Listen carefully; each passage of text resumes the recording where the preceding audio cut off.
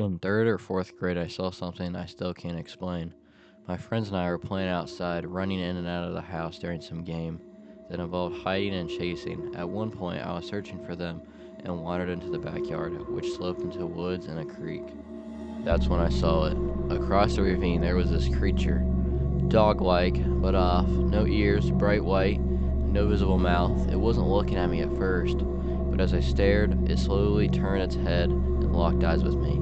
Large, black, almond-shaped eyes. No other features, just a smooth, white, four-legged body, shaped like some eerie mix between a dog and a seal.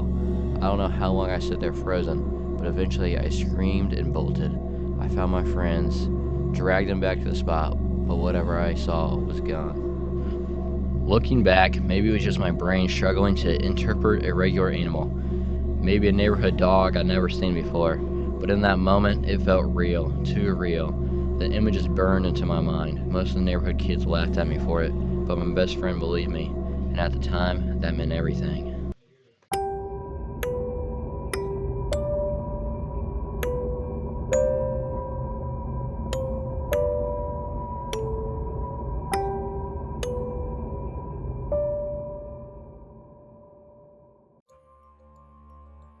When I was young, I apparently had a few odd interactions with animals. I would know a person had animals before we even went into their house. They tended to come over to me before my parents, mostly just little things that were probably explainable by me, a fairly observant little kid. The one that sticks out to my parents, though, is when we went to a mechanic to have them work on our car. As we pulled up, the owner had a big old black lab laying in the middle of the lobby. The guy informs us the dog is comfortable with people. We could even pet him if we wanted. I shake my head and said, "He's sad though." Dad looks at me and asks why I think that. I replied, "He lost his ball. He is sad now." Dad said the owner went pale, stared at me for a minute, and then looked at Dad and said, "He's had a favorite ball for 10 years that just went down the sewer drain yesterday, and I couldn't get it back out."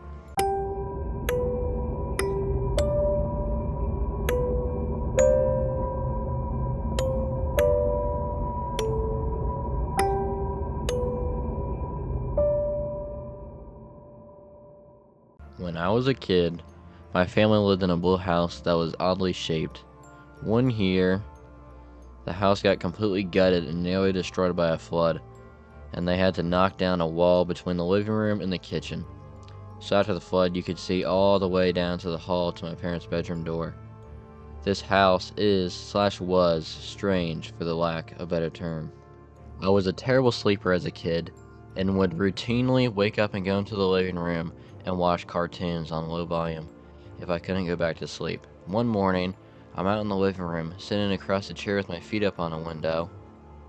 From where the chair was, I could see just over the kitchen counter down that hall to my parents' room. A movement caught my eye. I looked up and saw this shadowy outline of a man walking towards me, kinda near my parents' door. Thinking it was my dad, I said something like, "Hey Dad, sorry if the TV was too loud." Except there was no response. Within seconds, my foot ends up going through the window and I scream. My parents woke up to figure out what's going on at 4:30 in the morning. At this point, I'm preoccupied, but realized much later that I definitely saw the outline of a man, but there was no way it was my dad because A, he came bounding out of their bedroom after my scream, and B, I realized the shoulder of the outline were much higher than that of my dad's. Fast forward to a few years ago. We've moved far away from the blue house, and my mom and I are hanging out and catching up. For some reason, the blue house comes up, and I tell my mom that the place still gives me creeps, and weird stuff happened there when I was a kid. Mom responds, "Oh, you must have seen the shadow man too."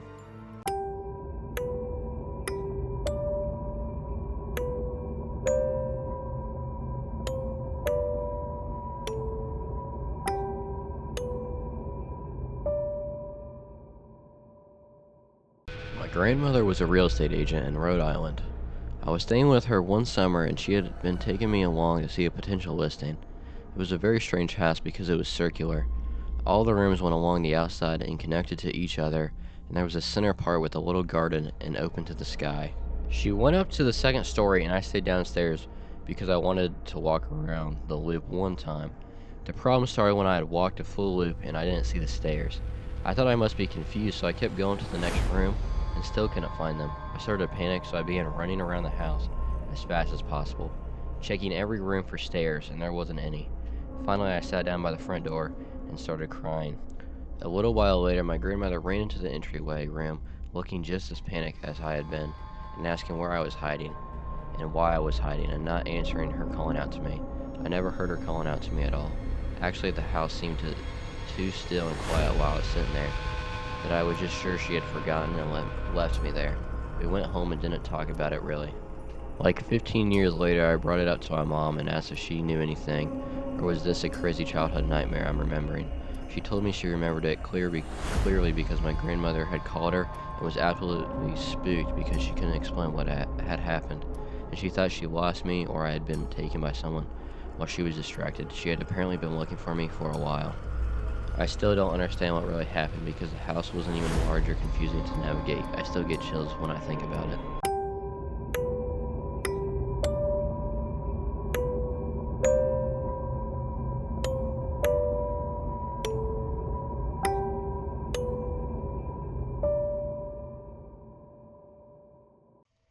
So my family was driving around the backwoods in the New Hampshire, Maine area in the autumn to watch the leaves fall.